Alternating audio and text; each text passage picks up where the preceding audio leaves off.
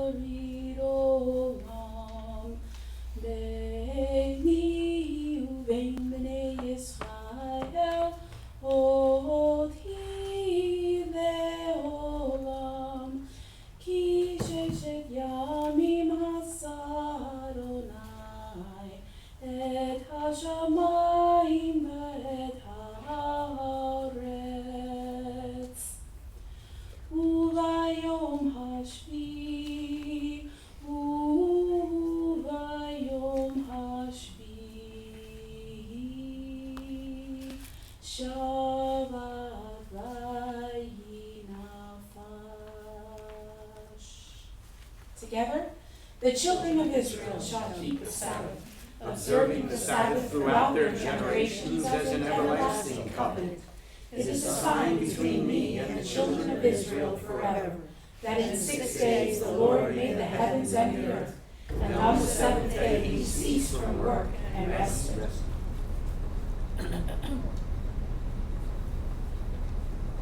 As we turn the microphone on, as we light Shabbat lights this evening, we're reminded yet again, not only of Shabbat as the sign of that relationship we have with our God, but we're also reminded that this is so permanent and carries us on into the Messianic age and beyond, which is called the time of eternal Shabbat.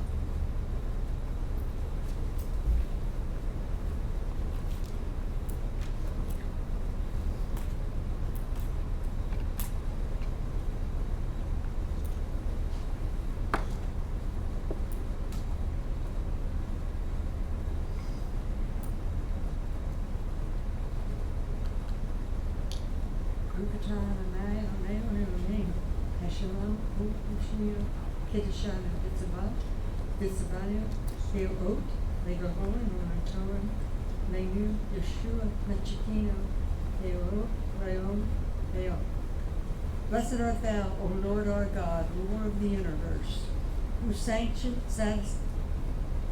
sanctified us by your commandments, and commanded us to be the light of the nations, and gave us Yeshua, our Messiah, the light of the world.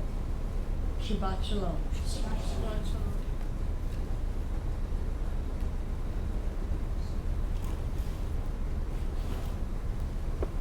Our Tehillah Ohr Chadash portion this evening, found on pages 136 and 137, about halfway down, reminds us that God has in fact done what he promised to do. He has come and has redeemed his people. It is an answer to the prayers as well as in fulfillment of the promises that God has made. These are prayers, or these are phrases taken from the daily prayers that have been found in the synagogues down through the ages for generations. And it reminds us that God has done exactly what we have prayed for, and so we respond on those pages. Baruch Adonai Elohei Yisrael, ki pakad et amo, vayishlach lo gadud vayarem lanu, keren Yeshua, v'veit David avdo. Together we respond. Praise be to the Lord, the God of Israel, because he has come and has redeemed his people.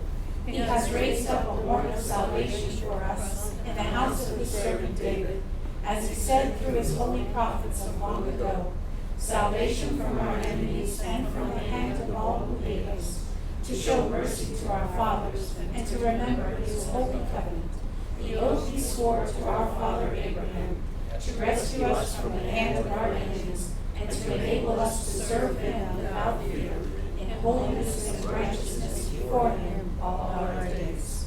You'll notice there was a purpose that was involved, not only to fulfill what he had promised, but it is to enable us to serve him in holiness and righteousness before him all our days. So that is the goal of what this is all about. And the enabling for doing that comes through Yeshua the Messiah, as we are reminded, because he sits in the place of ultimate authority, providing us not only with a secure destiny, but also the resources to follow in his footsteps, as it said, in holiness and righteousness before him all our days, in walking according to the Torah as he himself walked. Elohim Asher reminds us of that reality, of those resources, as we turn to pages 40 and 41.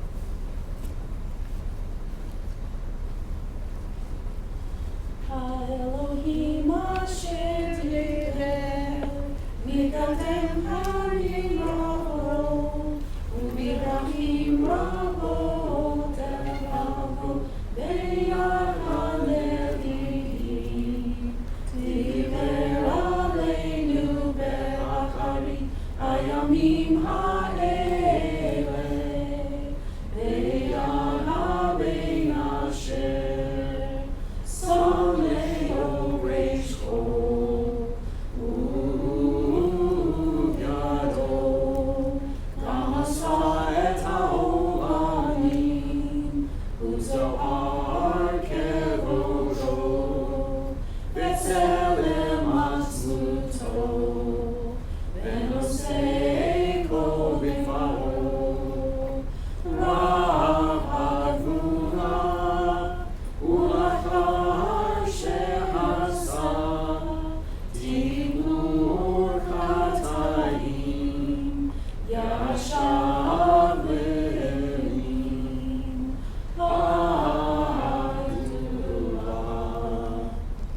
In the past, God spoke to our fathers through the prophets at many times in various ways. But now, in the end of days, he has spoken to us by the Messiah, his Son, whom he appointed the heir of all things, and through whom he made the universe. The Son is the full radiance of God's glory, and the flawless manifestation of his reality. He sustains all things by his powerful word. After he made atonement for sins, he sat down in the place of authority, silent majesty in heaven. True and firm, established and lasting, right and faithful, loved and treasured, desired and pleasant, feared and mighty, ordered and acceptable, good and beautiful is this word to us forever and ever. As we join in standing and facing Jerusalem, the direction of the ark, for our reader portions this evening, just the abridged section on the top of pages 60 to 61, then we move on to pages 74 to 75, paragraph number 5. The abridged section reminds us that we are asking God that he will grant us the knowledge of his ways so that we can walk and serve him, walk in his ways and serve him in holiness and righteousness. And so we ask him to direct our hearts. Literally, the Hebrew tells us there, circumcise our hearts so that we will move along that direction. And we will be able to serve him then in an enlightened fashion as the text concludes. We wait for the lengthening of the light of your Messiah, the son of Jesse. Paragraph 5 tells us that will come when he causes a new light to shine on Israel. So, pages 60 and 61 and pages 74 to 77.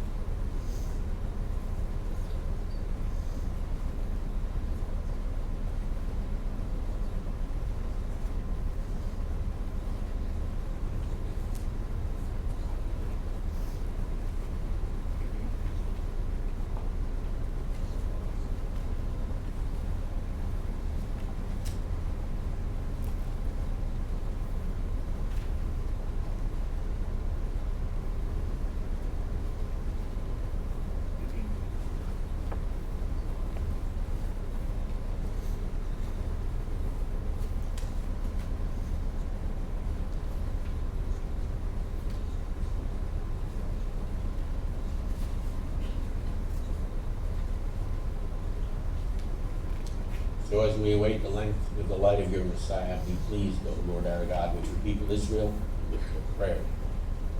As we await the time that you restore the service of your holy house. As you restore the service to your holy house.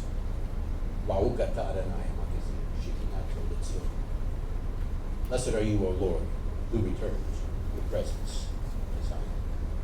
You may be seated.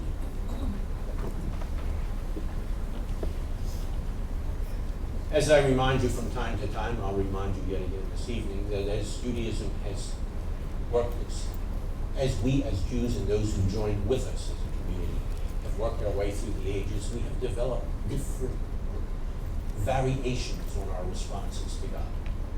One of those variations that we've developed is in the Sephardi world, and that's why we use now Sephardi Kaddish on pages 156 and 157 to continue our response of praise to our God. I will remind you that as there are variations in traditions, there are also variations in tunes, which is why if you come from week to week, then you will hear that the tunes are a little different. And by the way, the pacing of the cantors is different. So this gives me the opportunity to remind you Do not proceed through the service at your own pace. Follow the lead of the cantor. That means you've got to pay attention to what's going on and to the words that you are using. So let's pay careful attention to these words because they remind us that we are awaiting, as we have been praying for the coming of the Messiah. Pages 156 to 157.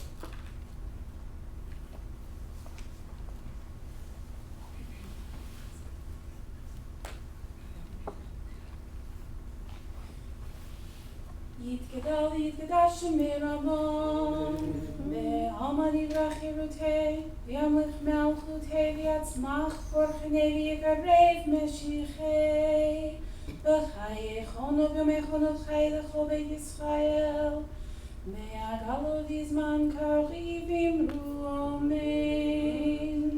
יהי שמי רבא ודבורה, לעולם עולם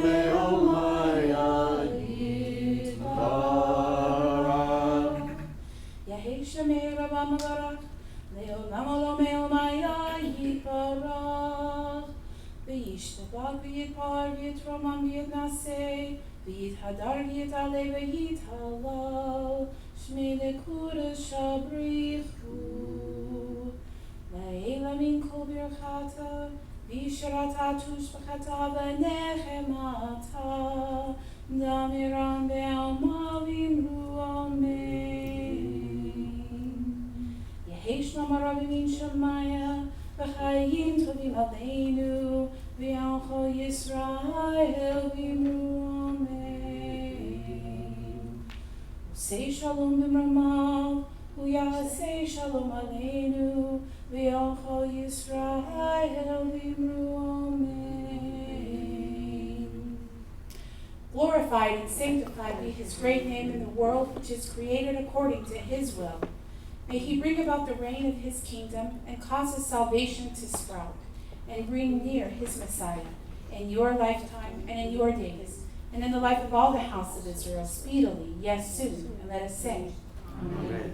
May his great name be blessed forever and forever eternally.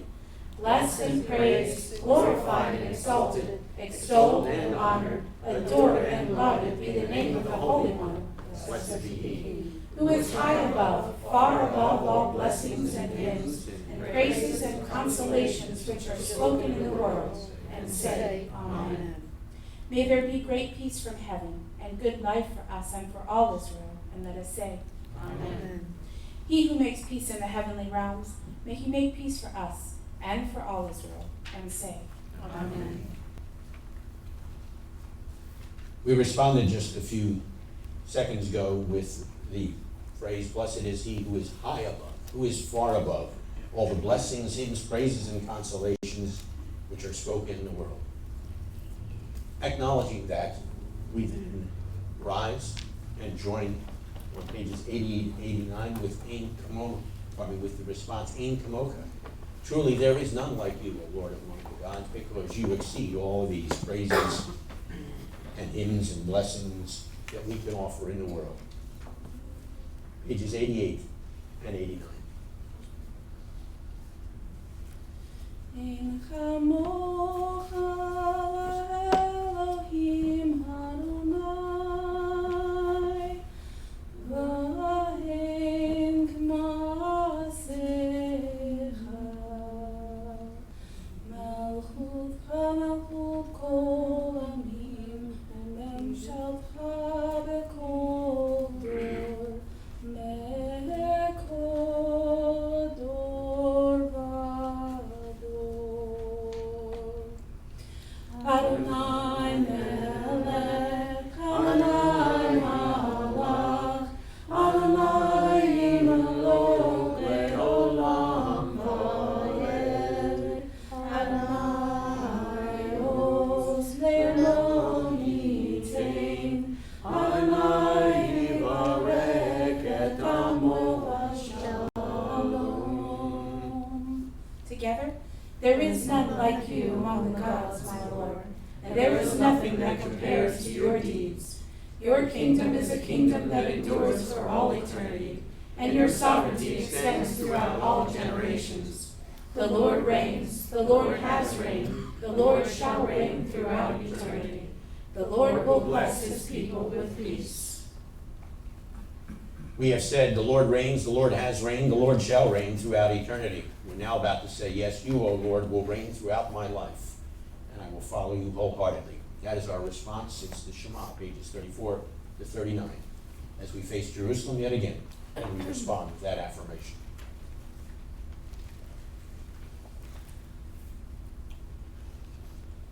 Shema Yisrael, Adonai Eloheinu, Adonai Echad. Baruch Shem, Kevod Malakuto, Leolam Vaed. Beha'alotecha et Adonai Elohecha, Mechol lavavcha u'kol nafshecha u'kol me'odecha. Ve'hayu ha'dvarim ha'ele, asher anochi mesacha yom ha'levavecha.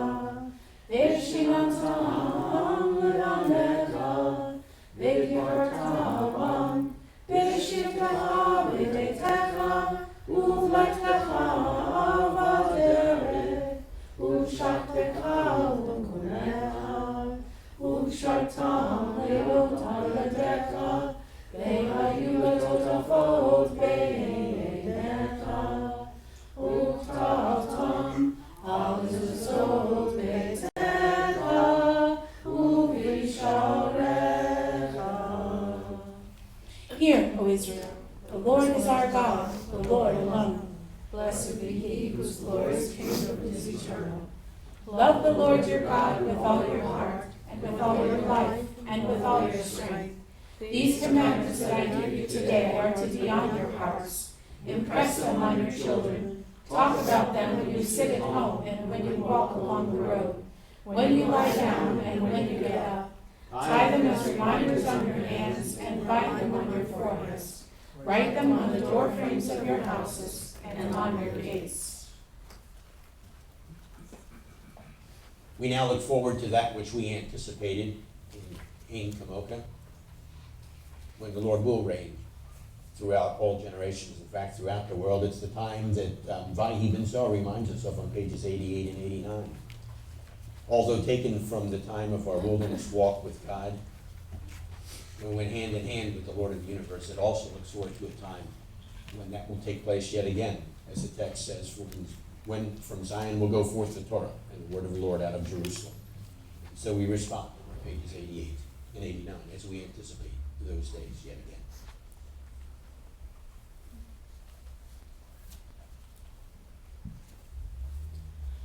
Vayehi ben Zoharot, vayomer Moshe, Kum Adonai vayafutzu oivacha, veyanusu misanecha, mibanecha. Ki metzion teisei Torah, Ki metzion teisei Torah, udavar Adonai mirushalayim. Baruch shenatan Torah, Torah. Baruch shenatan Torah, Torah. Le'amo Yisrael,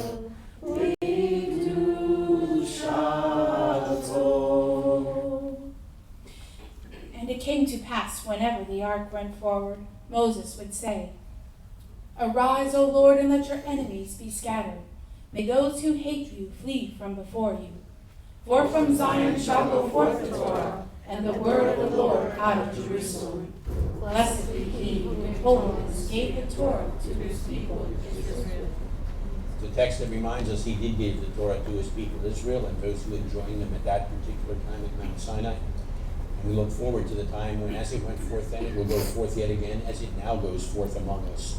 And we respond to that on page 133.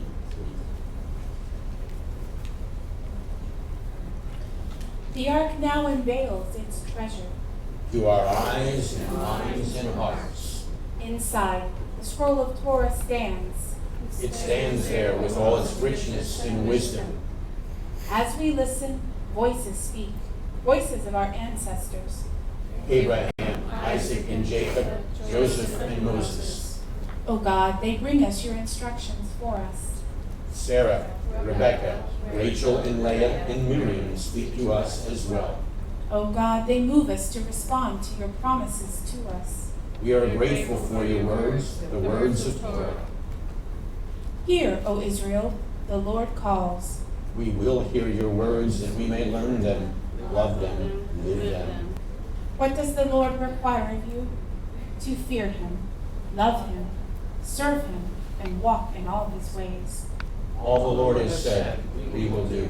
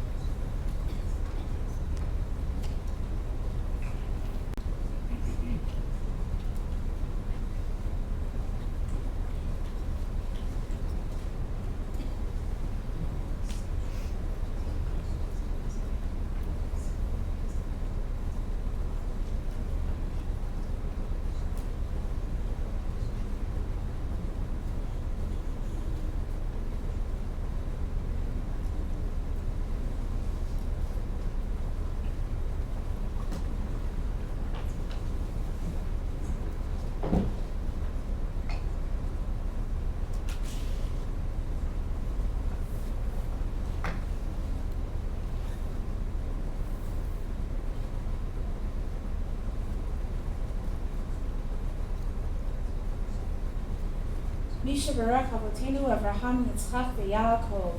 He who blessed our fathers Abraham, Isaac, and Jacob. May he bless Rabbi John. May he bless Nat. May he bless Betty.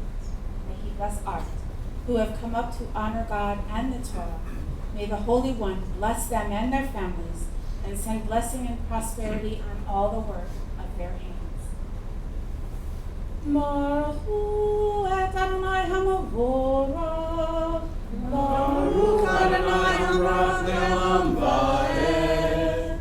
Baruch atah Adonai Eloheinu melech haolam, asher bachar banu mikol ha'amim, v'natan lanu et Torato. Baruch atah Adonai noten haTorah. Amen. Bless the Lord who is blessed. Bless the Lord who is blessed forever and ever. Blessed are you, Lord our God, ruler of the universe, who chose us from all peoples and gave to us the Torah. Blessed are you, Lord, giver of the Torah.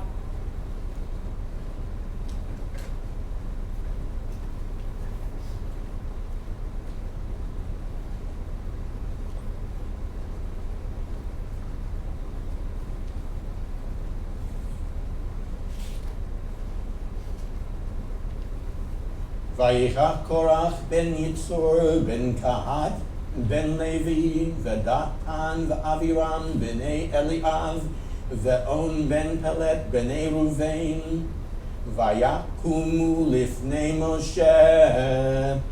You may be seated. An interesting and somewhat disturbing text as you read the rest of it, which begins and Korah, and we'll get back to the first word in a minute, son of Yitzhor, son of Kahat, son of Levi. In other words, he was from the Levites. Anyhow, and it says he took. It's almost as if he took upon himself, as you check the context and the interesting use of this word. And then also there were Datan and Aviram, the sons of Eliav, and On, the son of Pelet, All these were from the tribe of Reuben. And the text says, and they came up before Moses. In other words, it didn't something just happened to come up before Moses, but they literally came up in all respects, thank you, against Moses. Interesting, the characters that are involved here. One is, of course, from the family of Levi or Levi. He thought it was his right because he was one of the from the tribe of Levi. Well, how about these other characters? They're all from the tribe of Reuben. And it's interesting that the text specifically mentions they're from Reuben.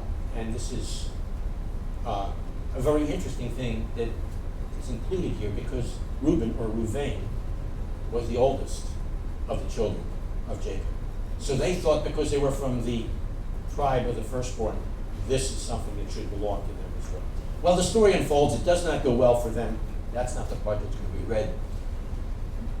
But God shows up, and God does something truly special. And you're going to have to wait till the English is read to find out what that truly special is that he does.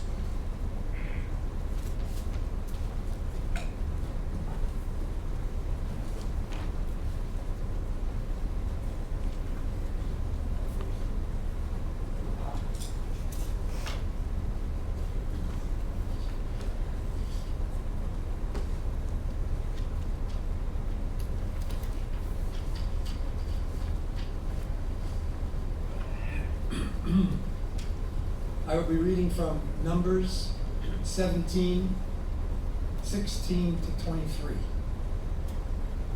Adonai said to Moshe, "Speak to the people of Israel and take from them staffs, one for each ancestral tribe, from each leader of a tribe, 12 staffs.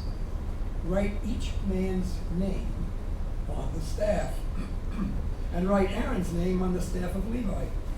For each tribe's leader is to have one staff. Put them in the tent of meeting in front of the testimony where I meet with you. The staff of the man I'm going to choose will sprout buds. In this way I will put a stop to the complaints that the people of Israel keep making against you." Moshe spoke to the people of Israel, and all their leaders gave him staffs, one for each leader. According to their ancestral tribes, 12 staffs. Aaron's staff was among their staffs. Moshe put the staffs before Adonai in the tent of testimony. The next day, Moshe went into the tent of testimony, and there he saw that Aaron's staff for the house of Levi had budded. It had sprouted not only buds, but flowers and ripe almonds as well.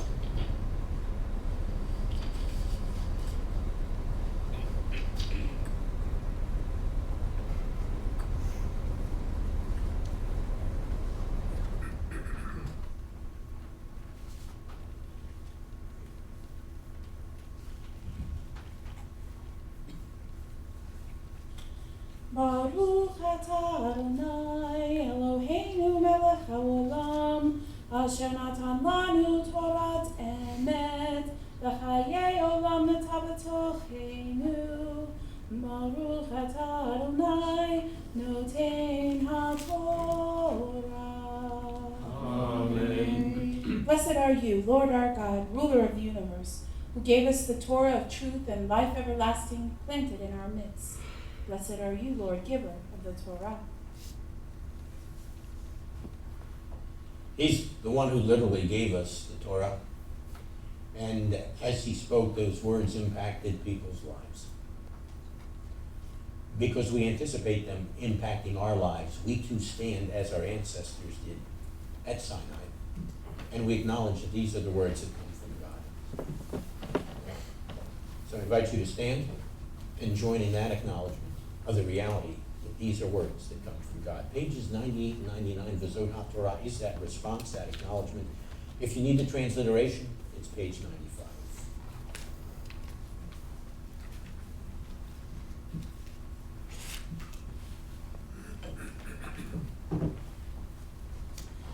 Vezot HaTorah Asher Sam Moshe Lifnei Bnei Yisrael Adonai Be'ad Moshe. This is the Torah which Moses placed before the children of Israel. It is in accord with the Lord's command by the hand of Moses.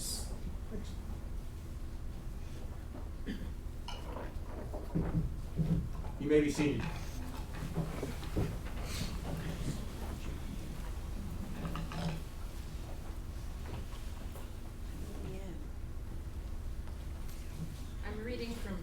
I'm reading from James 2:24-26. You see that a person is declared righteous because of actions and not because of faith alone. Likewise, wasn't Rachav the innkeeper also declared righteous because of actions when she welcomed the messengers and sent them out by another route? Indeed, just as the body without a spirit is dead, so too faith without actions is dead.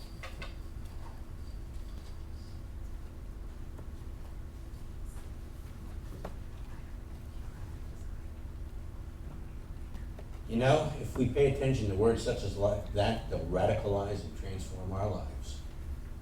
That's the reality we affirm yet again now as we respond. It's Chaim. It's a tree of life waiting to take root in us.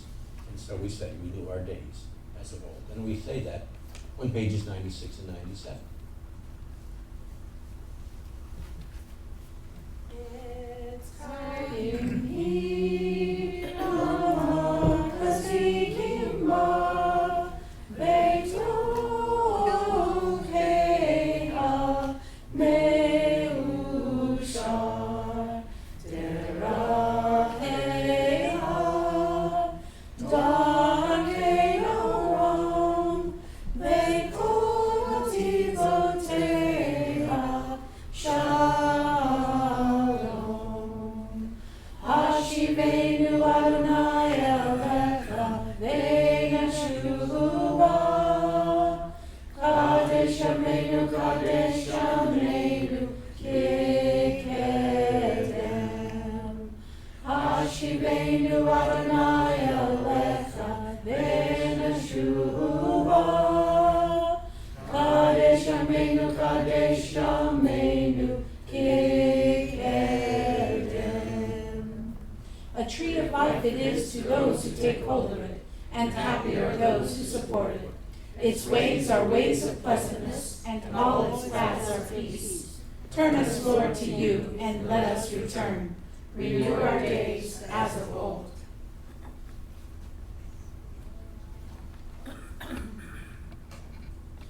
With that reality that we have asked for taking place in our lives, we're better equipped then to stand before him as the priests of old stood in his temple. And so we're reminded of that as we now stand before him as his priests of now in his presence. As the text says above the ark, know before whom it is that you stand.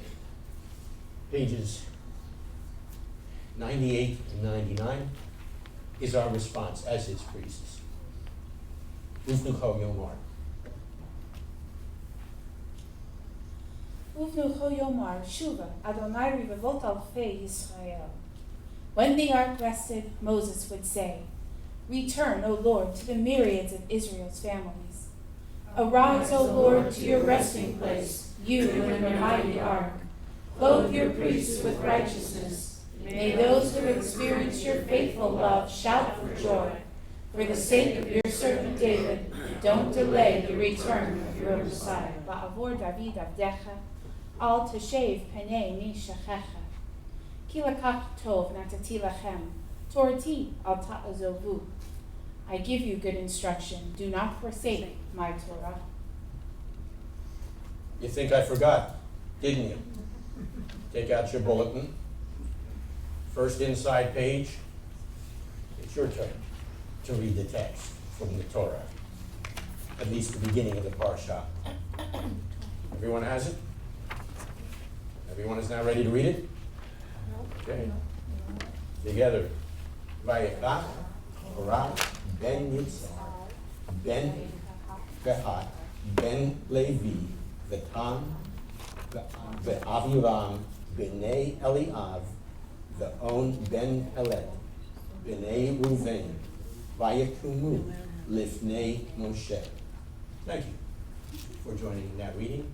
And now you can do what we do up here, where we congratulate one another for the honor of reading the Torah.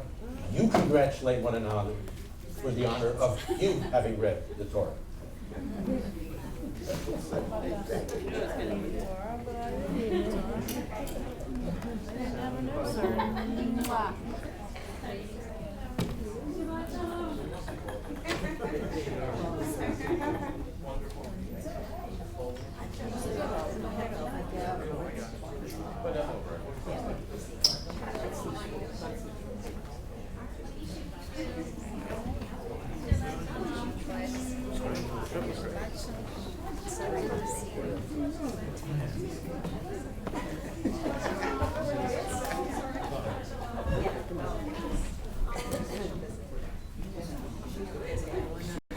Okay, enough with the congratulations.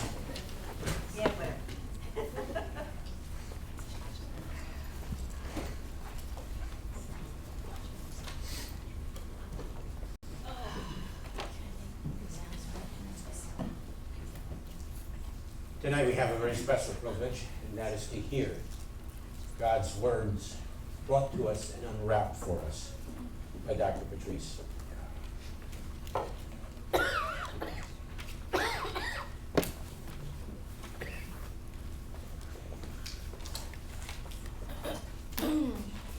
Oh, excuse me, forgot my mic.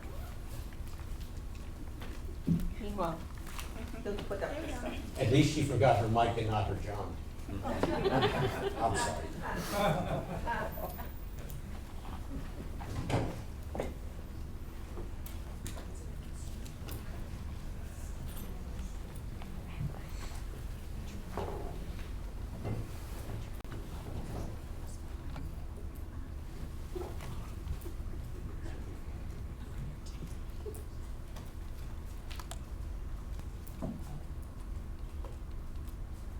don't know.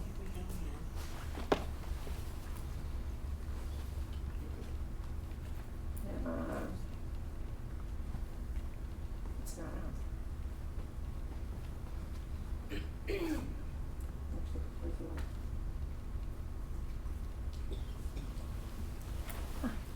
Thank you. I got it. Thank you. Hi.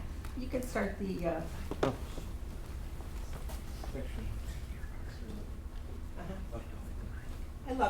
I love technology when it works. I love technology when it works. So if I push this magic button right here. Yep. Ah, there we are. Good evening, Shabbat Shalom. Shabbat Shalom. This is not part of the talk. I just want to say once again, this whole system for the microphone has to be rethought. For people who do not wear waistbands, belts, or lapels.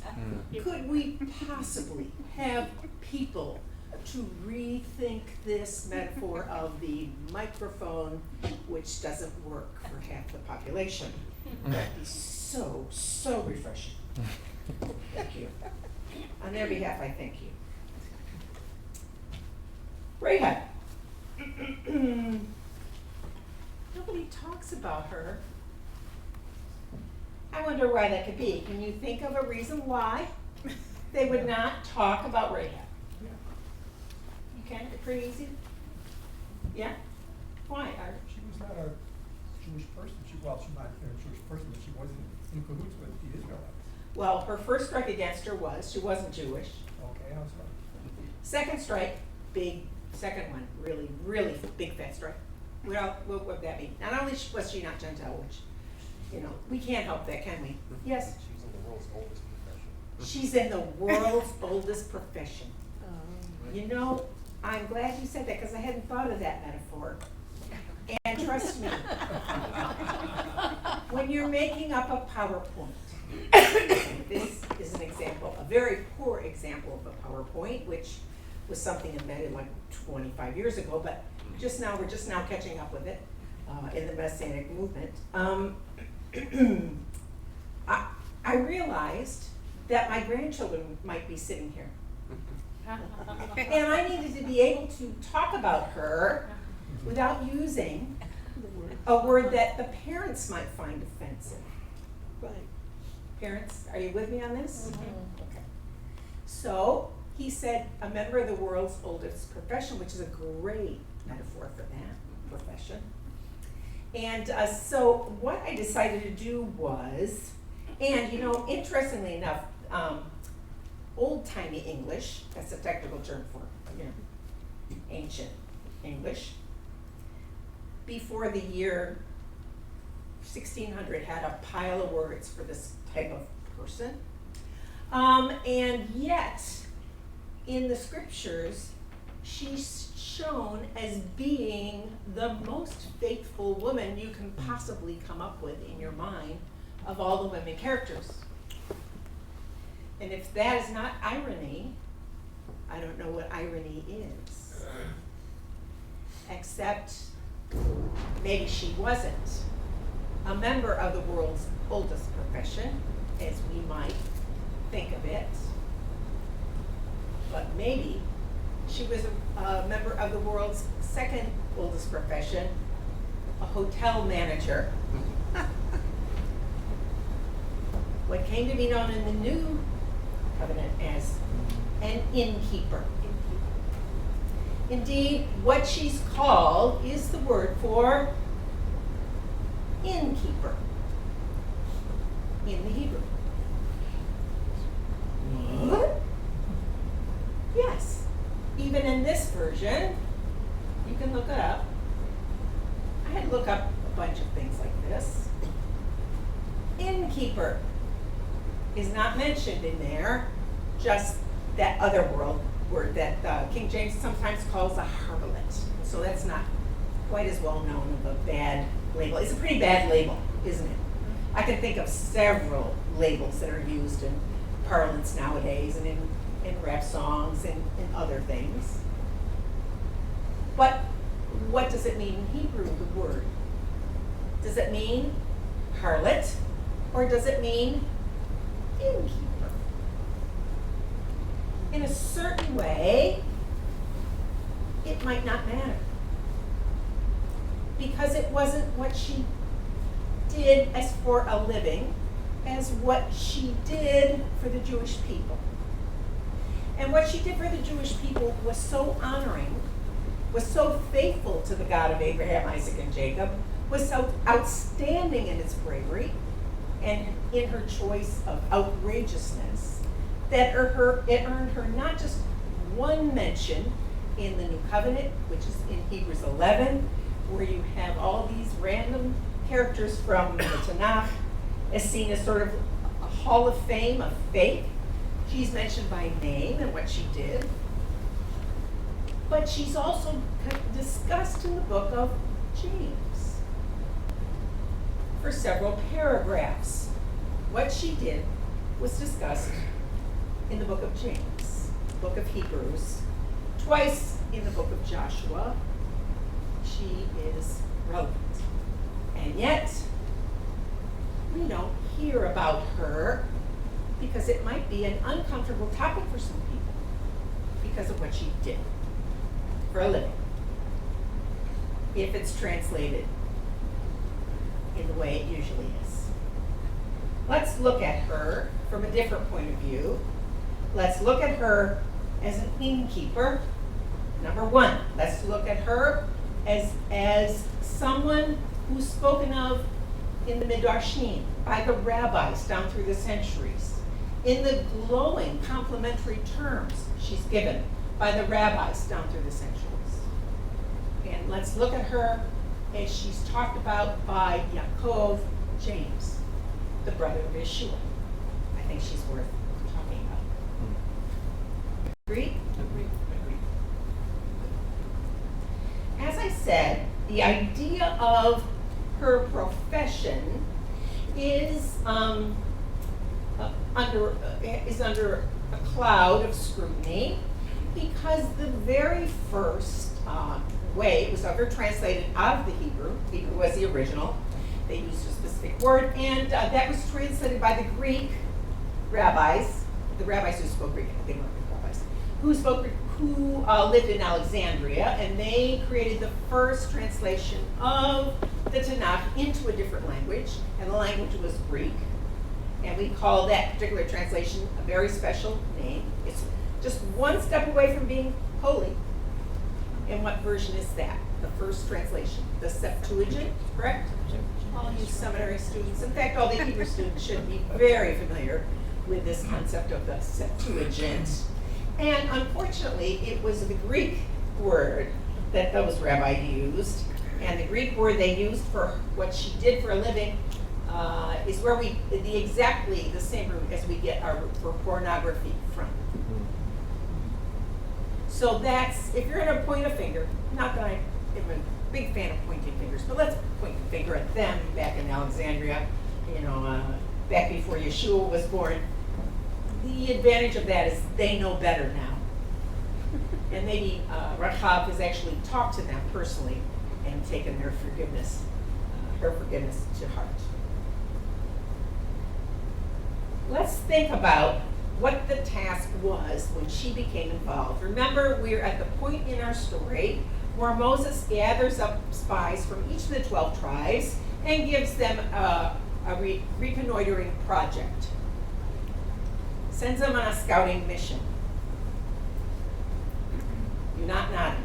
Yes, there's going to be a scouting mission, and what will they be scouting out? They're at the time they're in the wilderness, and what are they going to be scouting out? What is Moses going to have the 12 guys go and do? Checking out the land, correct? Right.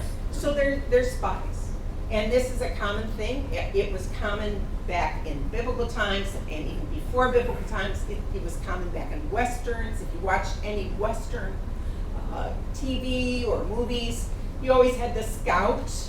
And in, my family used to watch the the TV show Wagon Train. Anybody? I'm really dating myself now. It's a great show. It still holds up. And they had a scout. And a scout was the normal part, and not a Native American. That's not what I'm talking about. I'm talking about one of their party who was the scout, who was the advanced person, who used to go and check out what the route was going to be for the next couple of days and come back and make a report, correct? Just not if you never saw a wagon train in one of its many iterations, but watch a few westerns and you might get to know a scout. So the 2 scouts are sent to the city of Jericho. This is normal army operation, normal military operation. Can I get yes? Yes. We have a subject matter expert. I'm getting the heads up from him on this. Here's another thing I know about inns and places for visitors to stay in the ancient Middle East. Inns, places for strangers to stay, holiday inns in the past, people just passing through and they need a place to rest for the night, a B&B for the night. They would go to one of these inns, INN, and either right there where the strangers can stay overnight. Once again, we remember this from the Gospels, correct? When Yeshua's parents found themselves in the same position, needed a B&B for the night. No internet connection. Had to go, somebody told them where a convenient was, and they showed up and they didn't have any space left. Remember that? I think we've been in this. So here we have 2 guys. They're just soldiers, just hanging out in one of the key. Jericho wasn't just any old city. Ask one of my students who took maps. We talk about Jericho for a long time because it was strategically incredibly important. It's been incredibly important throughout the ages, from way before Jewish people wanted to go there and take and defeat it, up through almost current times. Jericho, that spot, it's one of the oldest cities in the Western world. I'm not going to speak about China or Japan. It's one of the oldest cities in the Western world. Archaeologists have uncovered for several, I'd say 150 years, they've known that the tower that's way down now, that you can dig down to get to, is from 6000 BCE. So it's one of the oldest cities in the world. And it is also strategic. In the middle of a big fat desert, one of the reasons it's strategic is because not only is it a crossroads, not only is it on an international trade route, but it has readily available water. Now I'm teaching you my maps course without you taking my maps course, so I hope you appreciate this free information you're getting about Jericho. So it wasn't just some nameless place somewhere, who cares where it is. Oh no. Armies would, and people from different armies would be there all the time. It was on an international route. It was on several international trade routes.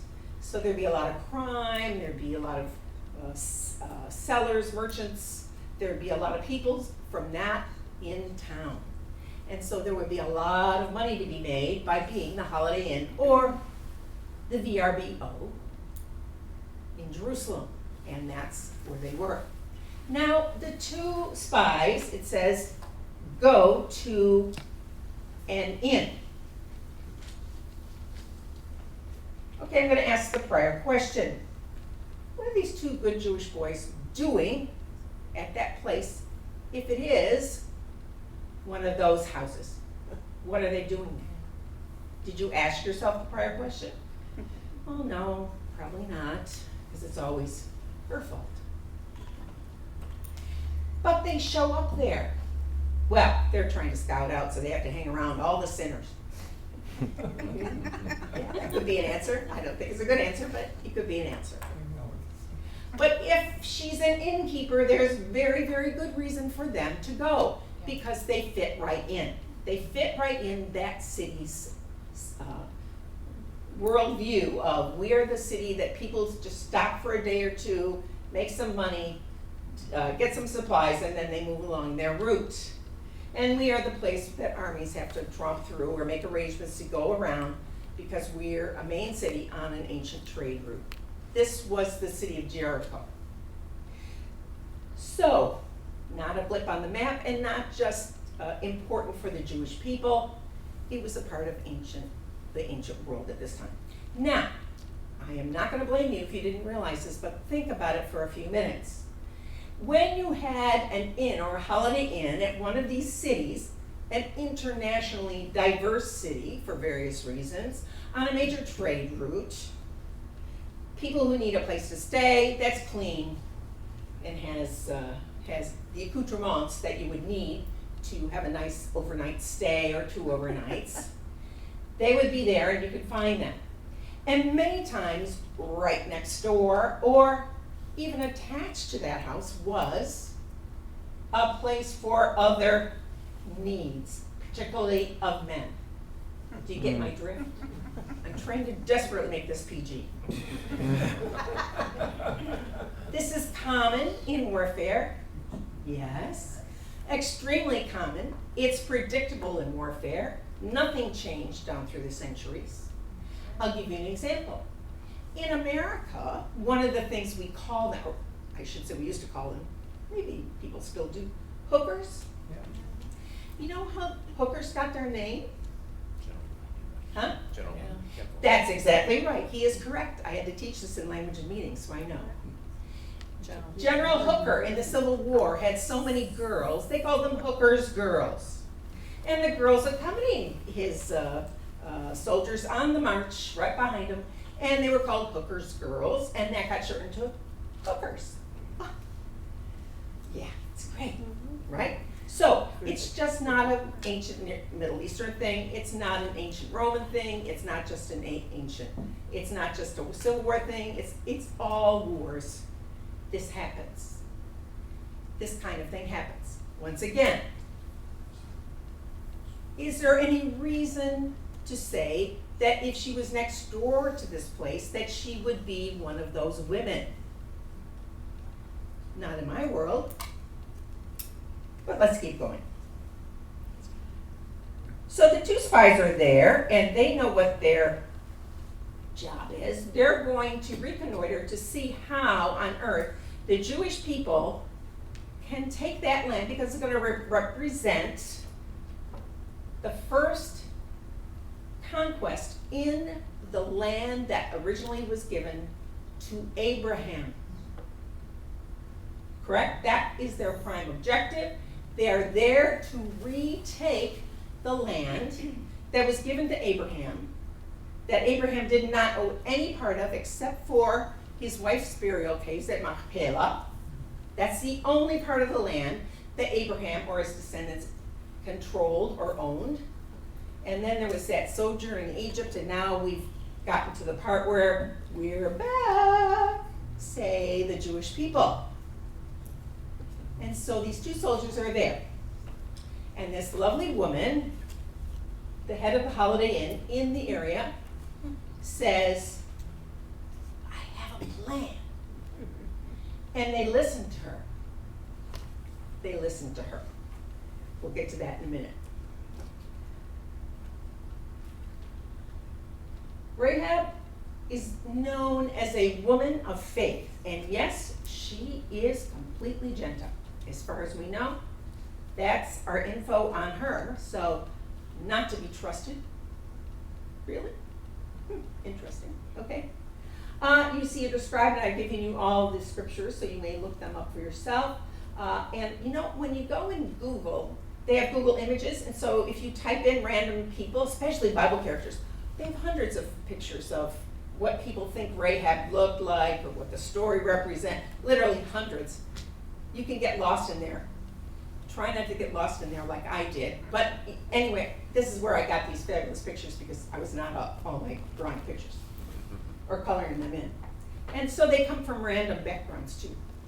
I'm going to argue that she's an innkeeper and not a brothel keeper. We'll talk later about why that's important. She's also talked about in the story in James, and we will talk about that too. I love this picture. This picture contains the assurance that she is going to be rescued from a horrible destruction. Remember, it's not just her. She's asking on behalf of her whole family. She's saying, if I do this with you guys, then promise me that when you get here, because I know you're going to conquer, I know you're going to take the city. When you get here, don't destroy my family like the rest of the city.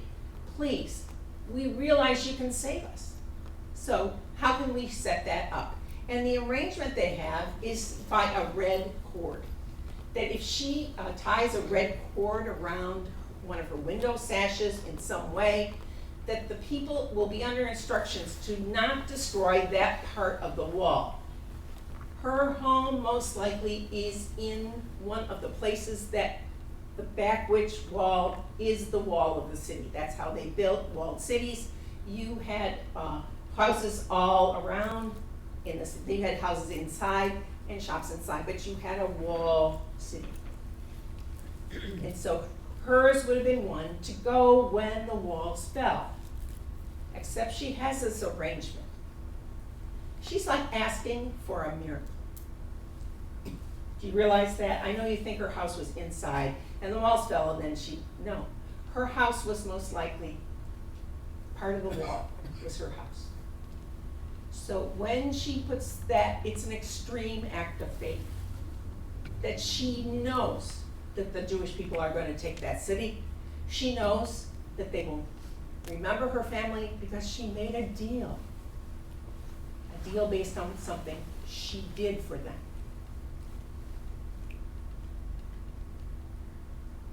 So you can look at, this is not the first set of guys who come, it's the second set. So let's go back to the happy picture so you can think about happiness and joy.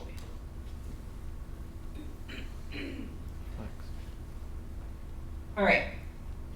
Joshua 2. And Joshua the son of Nun sent out of the city of Acacia, and the King James calls it Shittim. Yes, those are and never have 8th graders read that in a sentence out loud because they'll start laughing and you can't get them back for 10 minutes. The city of Shittim, yeah, Acacia, it's like an acacia tree. 2 men who spied secretly, saying, "Go view the land, even Jericho." And they went and came to an innkeeper's inn. Her name was Rahab. It also doesn't help that if I have it correct, Rahab is based on a word that is now used in Hebrew in modern Israel, Rahab, which means like a four-lane throughway. So you have a derek, you have a Rahab, but if you have like a highway, like more than 2 lanes, then it would be a Rahab. Joke should be made in your own minds. And the agreement she had with the 2 spies is, listen, I know you guys are going to win the battle. I'm on your side.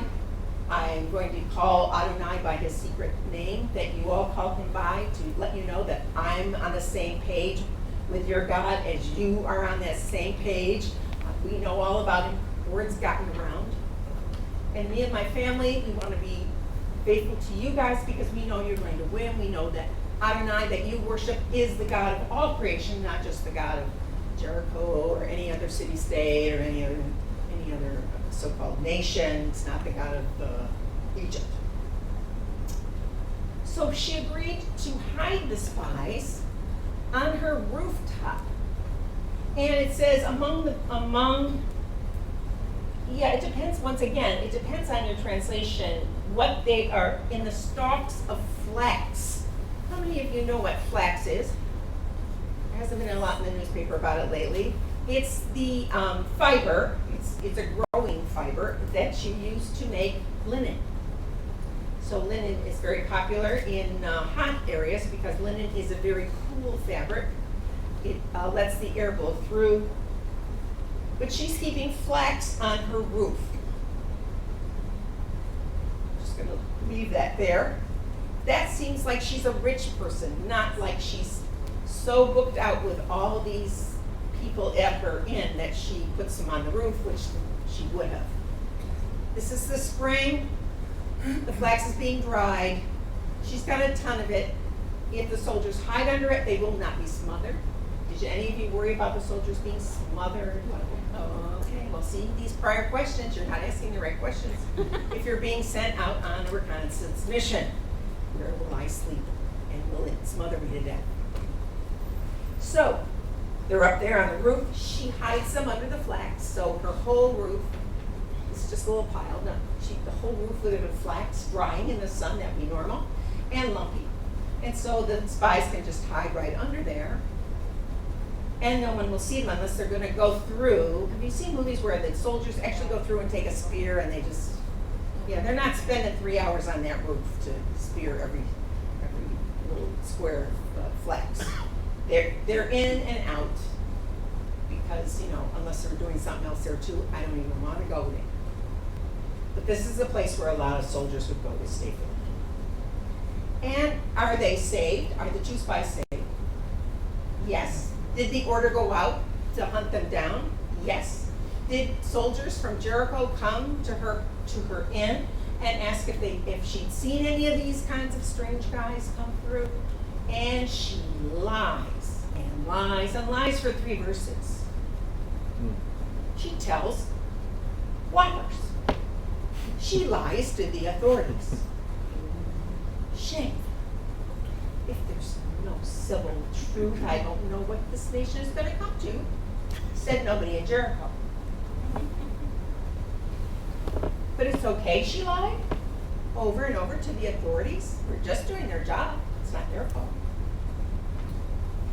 Oh, are we going to go with the side of the good guys in the story? The guys who are on a mission from God, literally? I guess we are.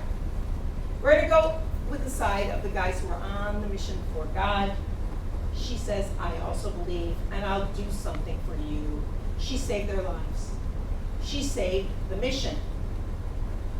She saved a people.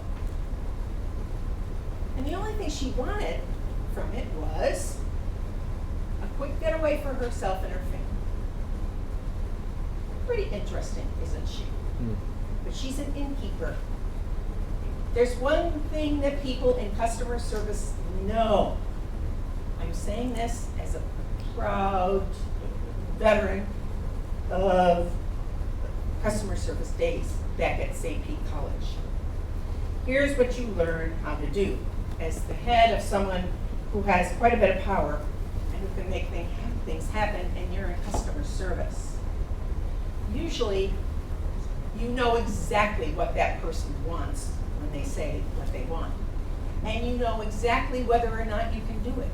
If you don't know, you call somebody who can, and you push them over to them. You need to go see Marcia in financial aid. She'll have the answer to that question. I'll call her, so she'll see me now. When someone comes to you, can you do this for me? Then you say, is it worth getting fired over? This is what we used to say at my office. Well, you could bend the rule. Is it worth your job? Is it worth getting fired over? Well, we'll talk about it then.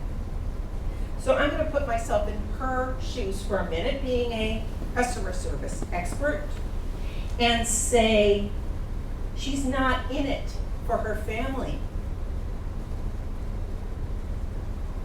She's in it because she wants to be part of it. Because odds are her family's not going to get away without a scratch, even if they're left with their home still there. They're going to have to put themselves at the mercy of this foreign army that's coming. Except she knows something, maybe even her family does not, that they will be putting themselves under the God of Abraham, Isaac, and Jacob, who she agrees is the most powerful God in the universe. Okay. So the story goes, they march up, the story, because it was in the song that we all learned when we were kids. I don't know if they still do that song anymore at all, which is too bad. It's a spiritual from African Americans. Joshua fit the Battle of Jericho, and the walls came tumbling down, and it goes on and on and on and on. But it's great, because it really is a recapitulation of the Bible story. It does happen that way in the Bible. I do not have a lot of inside information other than to tell you that Jericho is also on major fault lines in the crust of the earth. So it shouldn't surprise you that there would be a big fat earthquake at exactly the time that the Jewish people are going around. That the earthquake was fixing to happen, and when the earthquake happened, then the walls collapsed. So it really is a matter of a miracle and timing, because a lot of times miracles are simply a matter of something common happening at the exact right time, correct? You'll think about this later. Miracles happen a lot, except we don't call them miracles, we call them that's normal. It's when they happen at a time when it is totally unnormal for that to happen, that we call a miracle.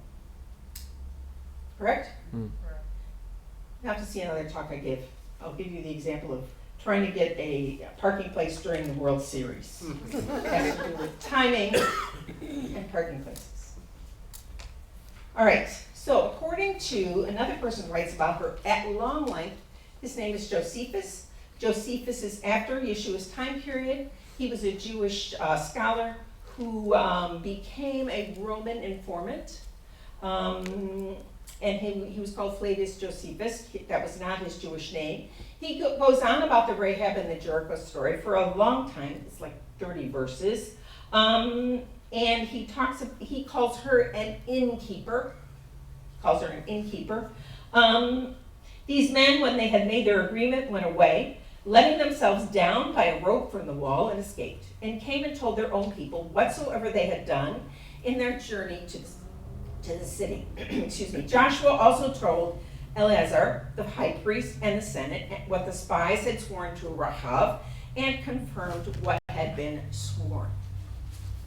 So Josephus knows a long story about Rahab. In other words, people talked about her back then, and this story in great detail. It was a pivotal moment for the Jewish people as they came back to the land of Canaan on their prime objective, which was to take away the land from the people of Canaan and take it for the Jewish people whose land it was and to whom it had been promised. She assisted in a great deal. She covered up in front of the king of Jericho, if you read the rest of Joshua 1 and 2, she stood before the king of Jericho and lied up a storm to them too. And evidently was not concerned that she would be caught, and was not concerned that she would not be believed. She was believed. She was taken as a reputable source by the king of Jericho. Once again, an innkeeper and not a lying, conniving woman with a bad past. It plainly appears, I'm reading notes about Josephus's account, by the history of these spies and the innkeeper's Rahab's deception of the king of Jericho's messengers by telling them what was false, in order to save the lives of the spies, and yet the great commendation of her faith and good works in the newer covenant, in James and in Hebrews, as well as by many other parallel examples, both in the Tanakh and in the historian Josephus, that the best of men did not then scruple to deceive these public enemies who might justly be destroyed.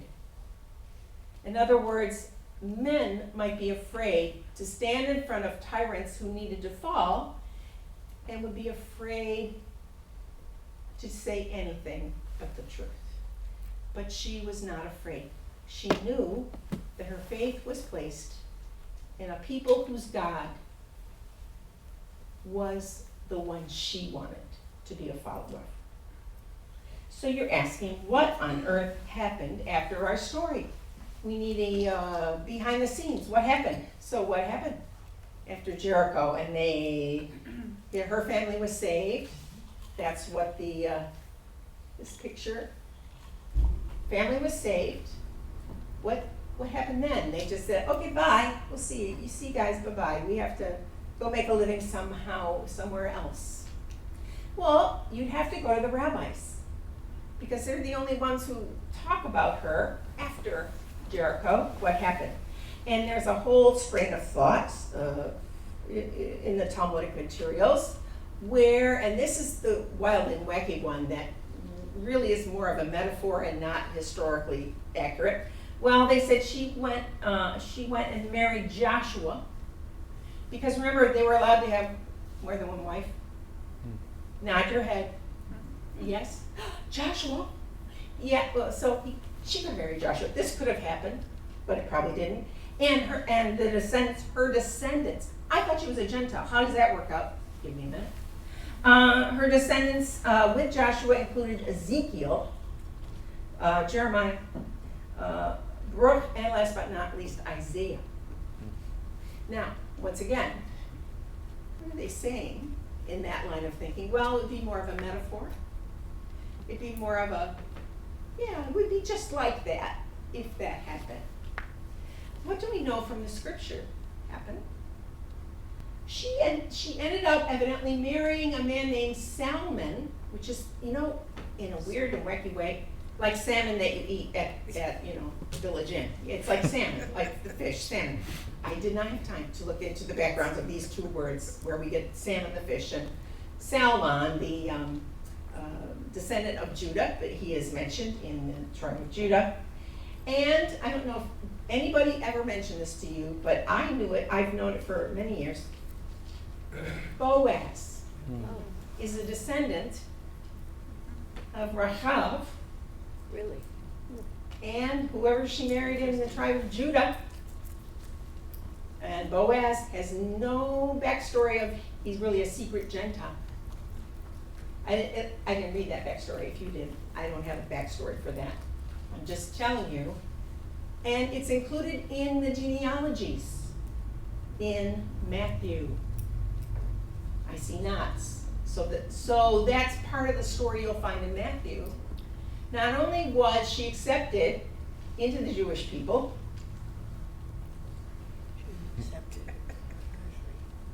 but she went on to have unbelievably great descendants. In fact, you gave a whole speaking point about why Boaz might have been more willing to marry someone like Ruth, who was also a Gentile. He might have been more willing to marry her if he had, mom or grandmom, and he knew her story. Because her story's pretty great. Anyway, no talk about demeaning either of their backgrounds. And then Yeshua has them in his backgrounds, both these great women.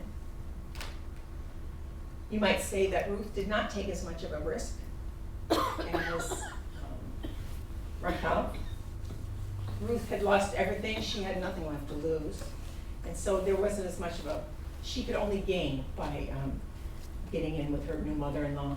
Whereas Rahab lost her business, whatever the nature of that business was. But she and her family presumably were adopted by the Jewish people. We don't know. You can ask me later. We don't know anything about conversion methods or how that happened or when that happened or what made them official. We don't have the info on that. I'm just going to say, and if somebody told you they had info on that, please tell me, because I have no info on that. And the Midrash goes on to say that she's an advocate for all the nations of the world. Sorry.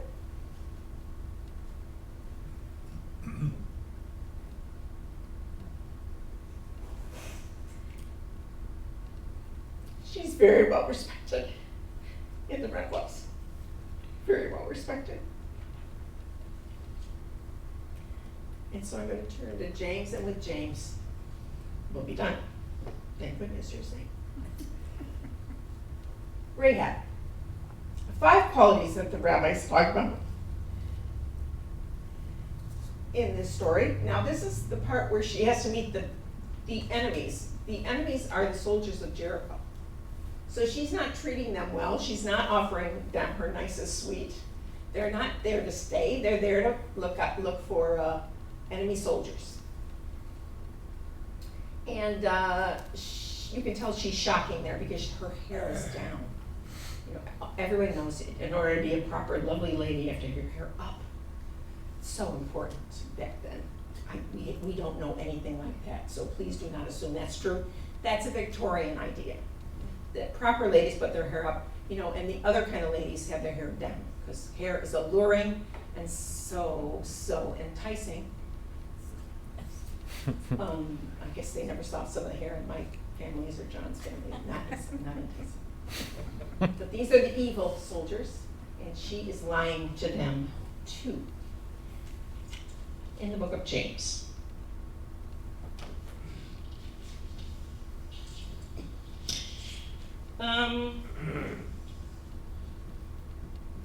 Who among you is wise and understanding? Let them demonstrate it by their good way of life, by actions done in humility that grows out of wisdom. But if you harbor in your hearts bitter jealousy and selfish ambition, don't boast and attack the truth with lies. The judges say that she had these qualities in the things that she did. She showed hospitality. She showed mercy on 2 men that she could have very easily had killed immediately. Guards, please come. They want to destroy our people. She had faith that she would be rewarded and not punished for what she was doing. She had patience to see it through and to not just run away after the soldiers came. And she showed repentance for the people of Jericho, her friends and neighbors, and possibly other relatives that were killed because the Jewish people came to really destroy their way of life. In the book of Hebrews, by faith, the Jewish people walked through the Red Sea as through dry land, the sea of reeds. When the Egyptians tried to do it, the sea swallowed them up. By faith, the walls of Jericho fell down after the people had marched around them 7 days. By faith, Rahab the innkeeper, welcomed the spies and therefore did not die along with those who were disobedient. She's the last one in the list because the author then says, what more should I say? There isn't time to talk about Gideon, Barak, Shimshon, David, Shmuel, and the prophets. So she's mentioned in a hall of honor on behalf of her faith. Hang on.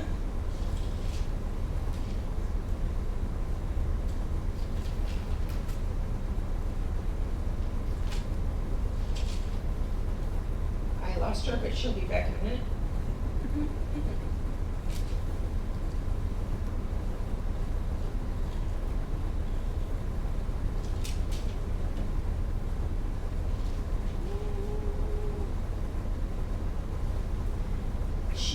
She shows up in the book. There's a different book, different Torah I'm reading from than I read it home, so I apologize.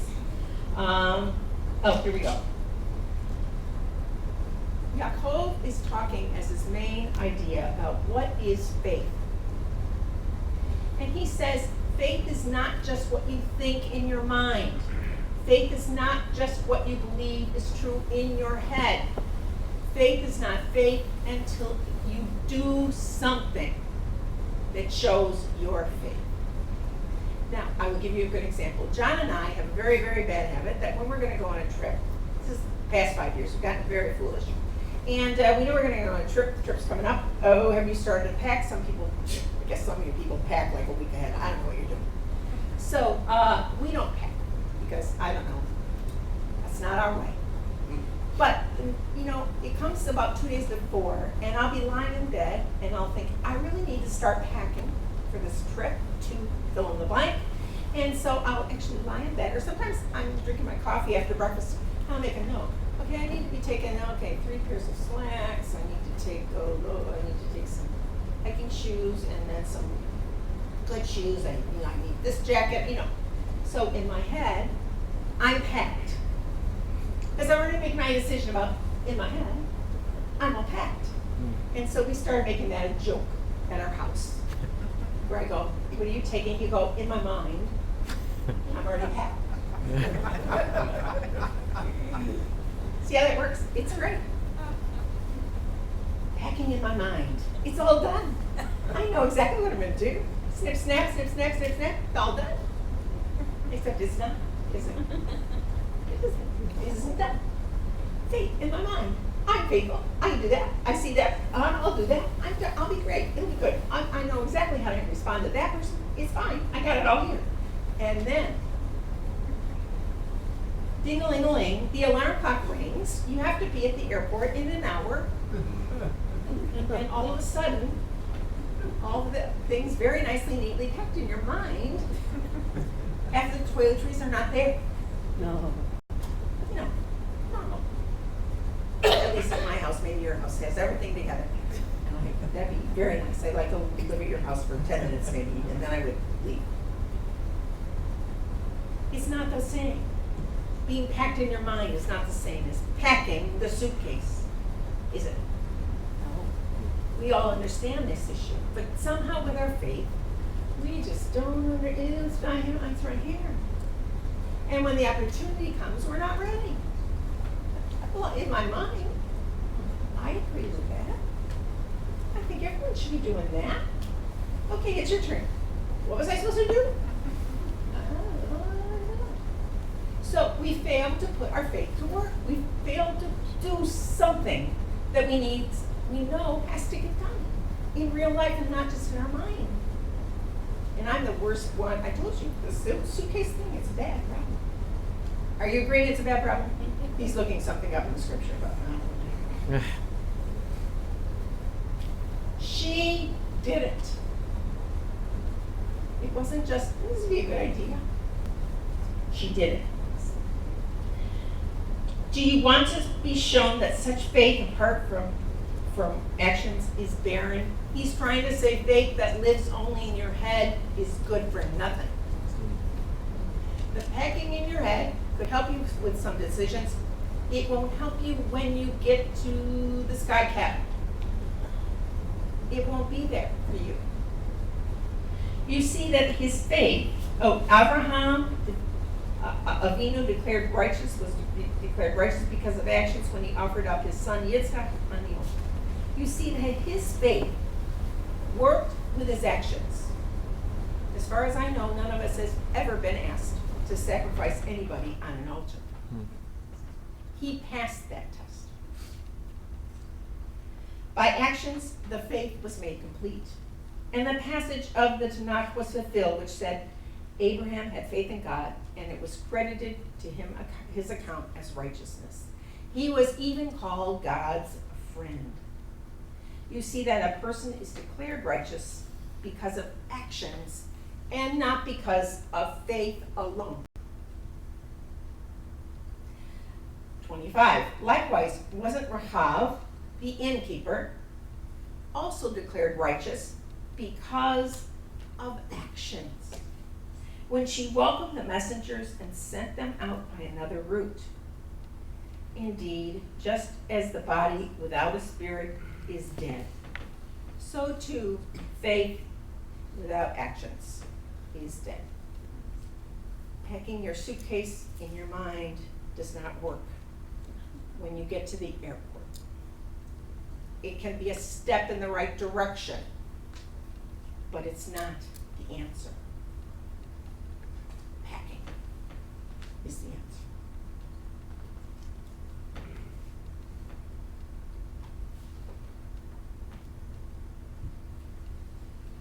Rahab had everything to lose and very little to gain. By putting her lot in with this crazy bunch of people that was coming to attack her city and her way of life. She took many steps of faith.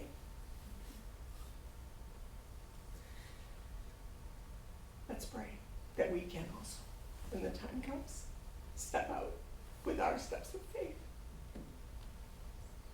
Let's pray. Avinu Malkeinu, our Father and our King, you are a great God. And it is a privilege to serve you. It's a privilege to know who you are. It's a privilege to read your word. It's a privilege to hear about you and how you've acted in the past. We pray that you would give us all wisdom, you would give us all courage, that you would give us all the attributes that Rahab showed in her fight and her struggle. Help us to be seen as good examples of faith and faithfulness in our lives. Teach us your ways and help us to return to your paths. We thank you. B'Shem Yeshua, Meshachenu, in the name of Yeshua, our Messiah. Amen. Amen.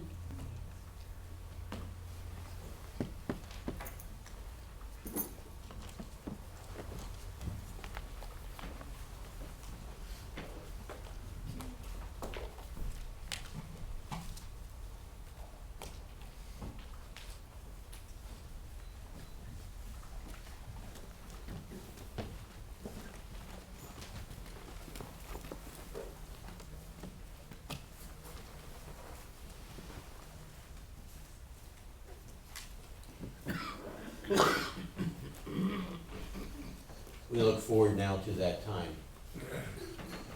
when our God will in fact impact nations around the world as He's impacted us. So we rise now in anticipation and respond with Elaine, pages 102 to 107. And as we do so, we effectively step in the footsteps of Rahab, who found out that she had a calling, and she made it her task. And so we respond.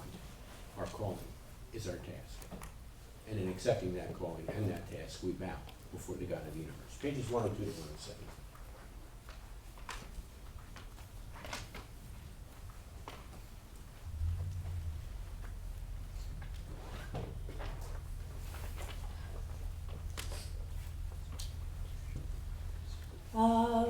ולשבח לאדון הכל, לתת גדולה יוצא בראשית, שלא שמנו כבוד הארצות, ולא שמענו כמשפחות האדמה, שלא שם כפינו כהם, ותור עלינו ככל המונם. ואנחנו קוראים ומשתחווים ומודים לפני מלך מלכי המלכים הקדוש ברוך הוא, שהוא נוטה שמיים ויוצר הארץ, ומושב יקרו בשמיים ממעל, ושכינתו זו בגבי מרומים.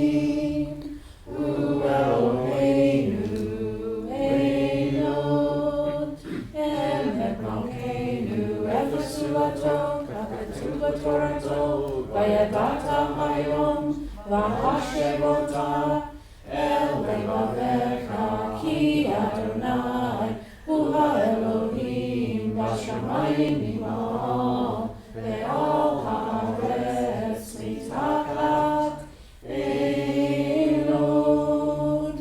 It is incumbent upon us to praise the Master of all, to exalt the Creator of the world, for He has made us distinct from the nations and unique among the families of the earth. Our destiny is not like theirs, our calling is our task. We bow down and acknowledge before the King of Kings that there is none like Him, for He stretched forth the heavens like a tent and established the earth. Truly there is none like our Lord and King. As the Torah says, you shall know this day and reflect in your heart that it is the Lord who is God in the heavens above, and on the earth beneath there is none else. We hope, O Lord our God, to soon behold your majestic glory, when all abominations shall be removed, and all false gods shall be at an end. Then shall the world be perfected under the rule of the Lord Almighty, and all mankind shall call upon your name. For to you every knee must bow, and every tongue declare that you are God. Reign over us soon and forever. May the kingdom of David's greater Son be established forever. For then shall the words be fulfilled, the Lord shall be king forever, and the Lord shall be king over all the earth. On that day the Lord shall be one, and his name one. ככתוב בתורתך, אדוני ימלוך לעולם ועד, ונאמר, והיה אדוני למלך על כל הארץ, ביום ההוא יהיה אדוני אחד, ושמו אחד.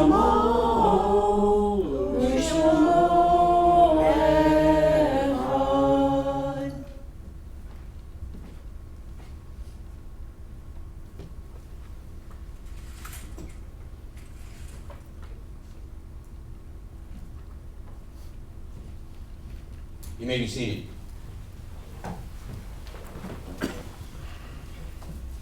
It is everybody but me.